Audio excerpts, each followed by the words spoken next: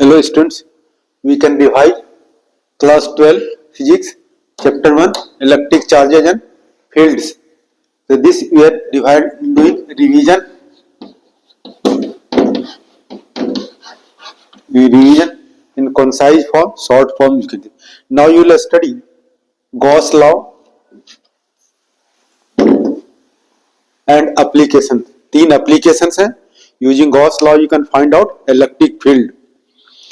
Before studying Gauss law, you can study first continuous distribution of charge. Charge क्या है? Uniformly distributed है. Where charge is distributed, one dimensional body, two dimensional body and three dimensional. One dimensional body क्या है? ये line है, wire है. Wire पे क्या है? चार्ज Q यूनिफॉर्मली डिस्ट्रीब्यूटेड है. तो अब ये चार्ज जो है L लाइन में, L लेंथ में Q चार्ज डिस्ट्रीब्यूटेड है. यूनिट लेंथ में क्या हो गया? Q by L. तो चार्ज पर यूनिट लेंथ. तो चार्ज पर unit length is known as linear charge density. या इसको अगर ये यहां पर चार्ज क्या है? dq है और ये लेंथ क्या हो गया? dl. तो इसको क्या कर सकते हो? dq by dl भी कर सकते हो. तो क्या हो गया? लीनियर चार्ज डेंसिटी, चार्ज पर यूनिट लेंथ. इसका एसआई यूनिट क्या हो जाएगा? इसका SI unit coulomb per metre. C जो है कैपिटल लिखते हैं, metre small, coulomb per metre. ये चार्ज क्या है? Charge is distributed on a line, on a wire, on a one dimensional body. Now दूसरा क्या है? ये लीनियर चार्ज डेंसिटी है, सरफेस चार्ज डेंसिटी है और वॉल्यूम चार्ज डेंसिटी है. अब सरफेस चार्ज डेंसिटी, चार्ज क्या है? कोई मेटेलिक शीट है और मेटेलिक शीट पर ये चार्ज डिस्ट्रीब्यूटेड है यूनिफॉर्मली. तो क्या हो गया? ये क्यू एस सरफेस पर Q चार्ज डिस्ट्रीब्यूटेड है. यानी क्या हो गया? ये S सरफेस पर Q है तो क्या होगा? यूनिट सरफेस पर क्या होगा? Q by S. तो चार्ज पर यूनिट एरिया, तो सरफेस चार्ज सिग्मा यूज कर सकते हो. चार्ज पर unit area is known as surface charge density. या अगर यहां पर कंसीडर करें dq अब बाय ये ds we can consider. So ds अब यूनिट क्या हो जाएगा? चार्ज का ये हो जाएगा कूलम और एरिया का मीटर -2. अब ये चार्ज क्या होगा? Charge is distributed one dimension, charge is distributed two dimension और charge is distributed three dimension. यानी अगर हम कोई स्फीयर कंसीडर करें, क्यूब कंसीडर करें, क्यूबॉइड कंसीडर करें, थ्री डायमेंशनल बॉडी, उस थ्री डायमेंशन यहाँ स्फीयर कंसीडर करो. स्फीयर पर चार्ज क्या है? Q और इसका वॉल्यूम क्या है? V. चार्ज पर यूनिट वॉल्यूम. इस तरह से यहाँ क्या कर सकते हो? Sigma is equal to charge पर यूनिट वॉल्यूम. इसका यूनिट क्या हो जाएगा? ऐसा यूनिट चार्ज का कूलम और वॉल्यूम का metre -3. So this you have read. Charge is distributed one dimensional body, two dimensional body and three dimensional body. उसी तरह से गॉस लॉ पढ़ेंगे. Using Gauss law you can find out electric field. ठीक है, using Gauss law you will study electric field, you will find out electric field. अब charge distributed है क्या? On a line. You will find out एक line है, wire है, charge. Application of Gauss law, three application है. Charge distributed on line, electric field at this point. अगर charge क्या है? मेटेलिक शीट पर है, electric field at this point. Charge क्या है? स्फीयर पर डिस्ट्रीब्यूटेड है, electric field at some point. इस तरह से we can first. So Gauss law पढ़ने के लिए ये सरफेस चार्ज डेंसिटी और electric flux. After that you will study Gauss law and applications. Now you can study electric flux. Electric flux को 5 से डिनोट करते हैं. Electric flux क्या है? Number of electric field line passing through the surface is known as electric flux. और electric, ये हमारा कोई सरफेस है और ये क्या होगा? Electric field. और ये एरिया जो है, small area you can consider. Area क्या होगा? ds और angle theta is the angle between E and ds. ठीक है, तो क्या होगा? Electric flux passing through this surface is equal to E dot ds. ds area है और डॉट प्रोडक्ट है E ds cos थीटा. तो टोटल इलेक्ट्रिक फ्लक्स, इसको इंटीग्रेट करो. Total how many electric field lines passing through the whole surface. Total electric flux, इसको integrate कर दिया. ds phi का इंटीग्रेशन फाई इधर भी इंटीग्रेट करोगे क्या, E dot D S means dot product हटाओगे E D S cos theta. अब थीटा देखो, एंगल यहां पर है, ये हमारा ये एरिया है, कॉपी है, एरिया क्या हो गया, ये perpendicular to the surface, area क्या है इसका एरिया क्या हो गया, ये L into B, a area निकाल सकते, एरिया वेक्टर क्वांटिटी है, डायरेक्शन क्या होगा परपेंडिकुलर टू द सरफेस, इसका एरिया क्या होगा परपेंडिकुलर टू द सरफेस। अब अगर इलेक्ट्रिक फील्ड इधर से पास कर रहा है, इलेक्ट्रिक फील्ड जैसे इधर से पास कर रहा है, और इसका एरिया क्या होगा परपेंडिकुलर, एंगल क्या है बिटवीन इलेक्ट्रिक फील्ड और एरिया के बीच 90 डिग्री, तो 90 डिग्री है, तो यहाँ क्या होगा, या इसको इंटीग्रेट कर दिया, थीटा क्या होगा 0 डिग्री है, तो क्या होगा इंटीग्रेशन, ई कांस्टेंट हो गया बाहर निकल गया, ds का इंटीग्रेशन क्या हो गया ds हो जाएगा, और थीटा क्या होगा 0 डिग्री, तो यहाँ 1 हो जाएगा, यानी total electric flux passing through the whole surface is a product of electric field and surface area. अब इसका स्पेशल केस यहाँ देखो, ठीक है, स्पेशल केस में क्या होगा, थीटा हम क्या लेते हैं 0 डिग्री, थीटा 0 डिग्री कब होता है, जब थीटा 0 डिग्री है तो cos 0 डिग्री 0 हो गया, तो इलेक्ट्रिक फ्लक्स क्या हो जाएगा मैक्सिमम हो जाएगा।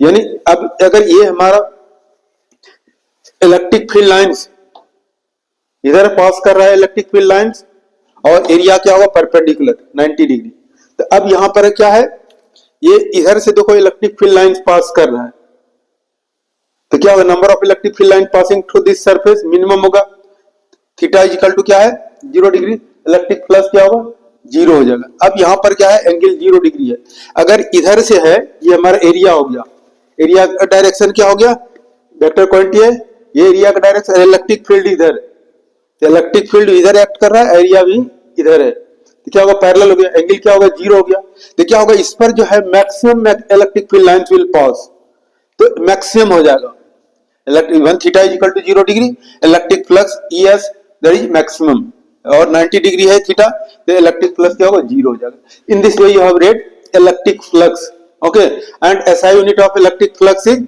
E इलेक्ट्रिक फील्ड पूछा जाता है CBSE में, जो है कुछ फिजिकल क्वांटिटी का SI यूनिट पूछा जाता है, ठीक है, या कन्वर्सन पूछा जाता है, SI यूनिट और CGS सिस्टम में क्या है।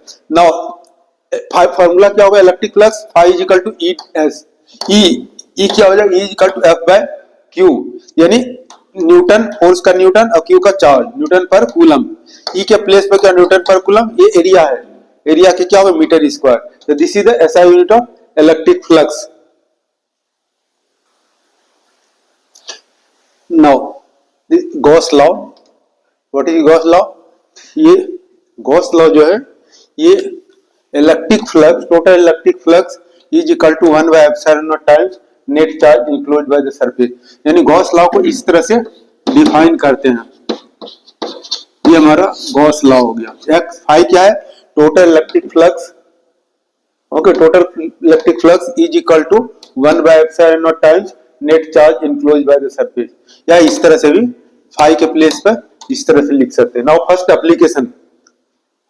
एप्लीकेशन क्या, electric field due to line charge, यानी कि वायर है, इनफाइनाइट वायर है, इस पर चार्ज क्या है यूनिफॉर्मली चार्ज डिस्ट्रीब्यूटेड है।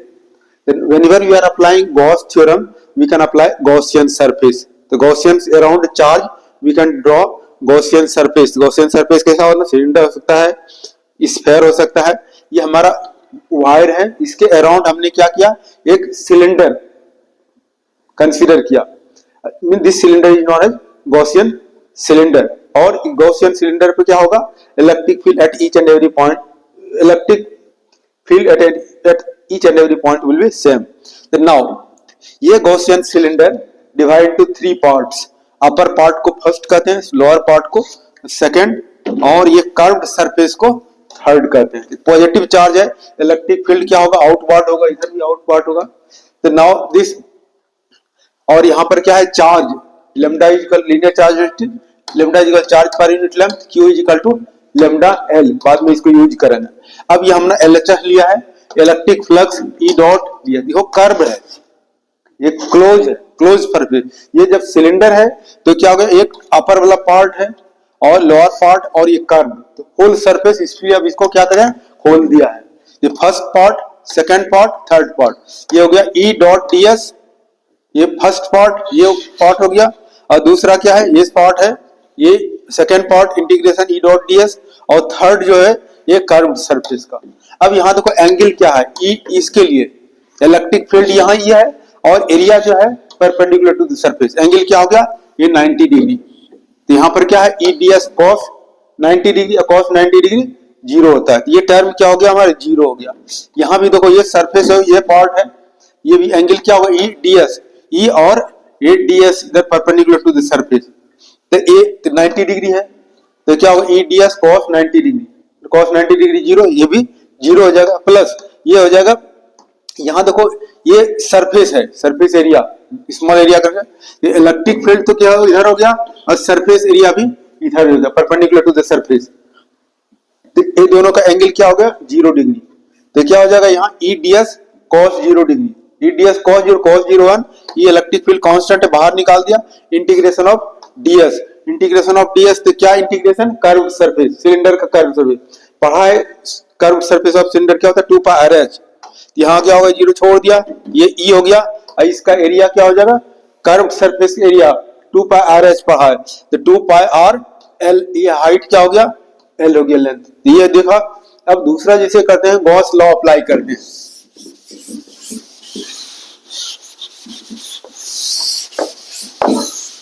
गॉस लॉ यहां से अप्लाई किया, ये हमारा गॉस लॉ है, गॉस लॉ अप्लाई किया, इसके प्लेस पे क्या लिख सकते हैं, यहां से हमारा ये हो गया, this implies E 2 pi R L is equal to, ये चार्ज के प्लेस पे क्या लिख सकते हैं, यहां पर क्या हो गया, Q is equal to lambda L by epsilon not.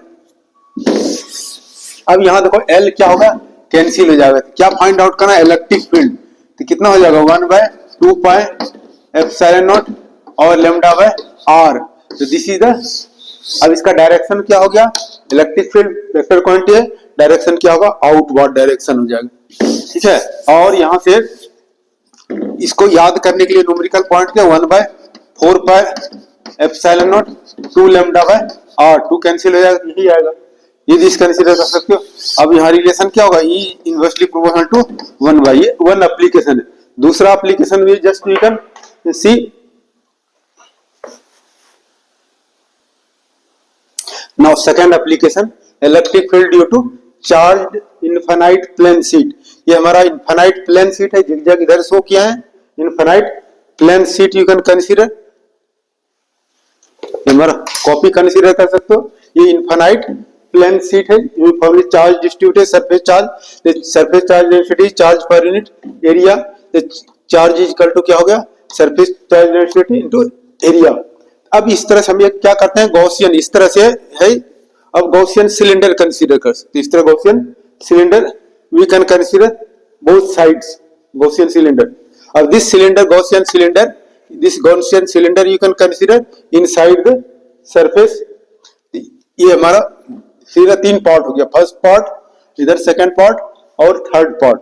Now apply this Gauss theorem, Gauss theorem, this you can say this, ये सर्किल देख रहे हो, इसको 3 पार्ट में, 3 पार्ट क्या होगा, फर्स्ट पार्ट, सेकंड पार्ट और ये कर्व्ड सरफेस सेकंड पार्ट। इसको सर्किल हटा दिया, फर्स्ट पार्ट ई डॉट डी एस, ये फर्स्ट पार्ट यहाँ आ गया, और फिर प्लस ये second part plus integration second part ई डॉट डी एस, और ये थर्ड जो है ये curve surface area third part, और यहाँ सिग्मा के चार्ज के प्लेस पे sigma S divide by epsilon not. Now यहाँ से ई डॉट डी एस देखो है, इधर ई और डी एस एरिया है, तो दोनों क्या होगा, पैरेलल हो गया, एंगल क्या होगा 0 डिग्री, तो ई D S cos 0 degree, cos 0 1, तो इसको क्या लिख सकते हैं, ई लिख सकते हैं, और डी एस के प्लेस पे एस, अब प्लस यहाँ इधर भी क्या है, इलेक्ट्रिक फील्ड, यहाँ पॉजिटिव चार्ज है तो इलेक्ट्रिक फील्ड इधर होगा, और इसका एरिया भी क्या है, इधर एक्ट कर रहा है, एंगल क्या होगा 0 degree, E D S cos 0 degree 1, तो क्या लिख सकते हैं, E integration of D S S, plus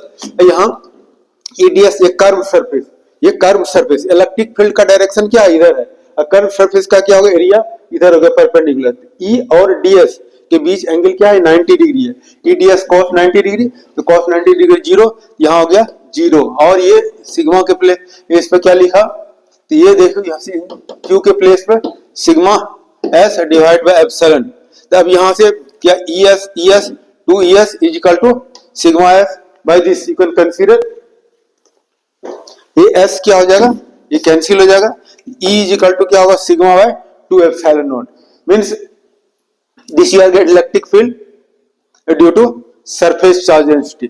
Now third case we can see, third application.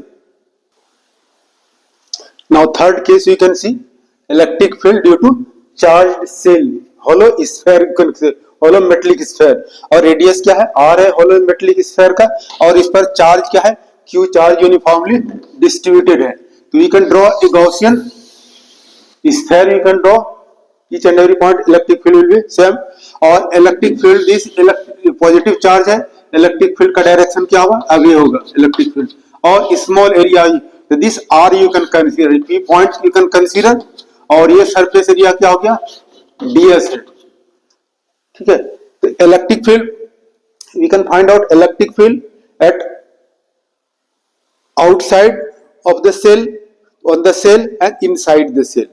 तो now first we can consider cell, spherical cell of radius r having q charge uniformly distributed. Draw a Gaussian sphere of radius r, take point p at r distance from center of the spherical cell. Apply Gauss law outside the cell. The electric flux that you are getting.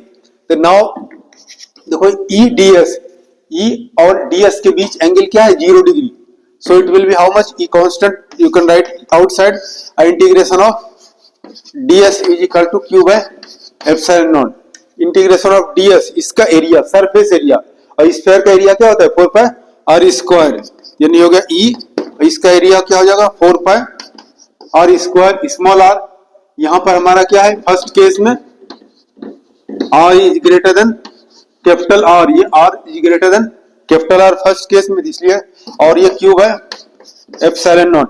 तो then E is equal to how much 1 by 4 pi epsilon naught q by r square. This is electric field at point P due to spherical cell, ठीक है। और direction क्या होगा outward, electric field का direction. दूसरा जो consider करते हैं ऑन द सेल, दूसरा हो गया आउटसाइड द सेल और on the cell, on the shell क्या हो जाएगा ये कंसीडर कर सकते हो electric field at point P point, R हो जाएगा हमारा electric field at point P। तो यहां पर जो है इसी केस में क्या कंसीडर कर सकते हैं electric field at point P। तो व्हेन ये small r is equal to capital R, small r के प्लेस पे क्या लिख सकते हैं कैपिटल R इसको 1 by 4 pi epsilon naught q by r square. This you can write on the cell, on the spherical shell, और ये surface क्या होगा charge by surface charge, charge पर यूनिट एरिया, एरिया क्या होगा इसका एरिया स्फीयर का 4 पाई r स्क्वायर। तो ये q के प्लेस पे क्या लिख सकते हो सिग्मा और 4 पाई r स्क्वायर, इस चार्ज के प्लेस पे लिख सकते हो 1 बाय 4 पाई एप्सिलॉन नॉट, और q के प्लेस पे sigma into 4 pi r square अब बाय r स्क्वायर। तो क्या होगा r square cancel, 4 pi cancel हो जाएगा, तो electric field is equal to क्या होगा सिग्मा बाय एप्सिलॉन नॉट। ये कंसीडर कर सकते हो on the cell, on the spherical. अब दूसरा क्या है inside the shell, third case inside the cell. तो यहां r हमारा क्या हो जाएगा, r जो है ये inside the cell, electric field inside the cell. तो then this when r is less than capital R, electric field क्या हो जाएगा जस्ट यू कैन कंसीडर, ये हमारा हो जाएगा Gauss theorem, E dot ds is equal to q by epsilon naught. अब ये इस inside the shell there is no charge, is कहां चार्ज आउटसाइड है, इस यहां चार्ज क्या है नो चार्ज। तो q के प्लेस पे क्या हो जाएगा 0 हो जाएगा, q के प्लेस पे 0 हो जाएगा, 0 बाय एप्सिलॉन नॉट मींस 0, यानी इलेक्ट्रिक फील्ड क्या हो जाएगा ये 0 हो जाएगा। ये जब इलेक्ट्रिक फील्ड क्या है, inside the cell electric field will be zero. जैसे अगर हम लोग रूम में है, आउटसाइड क्या थंडरिंग हो रहा है, we will be in the safe. अगर कार में है, वर्षा हो रही है, you will be in safe. Bus में, ट्रेन में है, एरोप्लेन में, means inside the cell house electric field will be zero, so you will not get electric shock. In this way you have revised Gauss theorem, you have read Gauss law, you have read, and 3 applications. Okay, next class you can study other chapter we can revise. Thank you for watching. Like and subscribe. Thank you very much.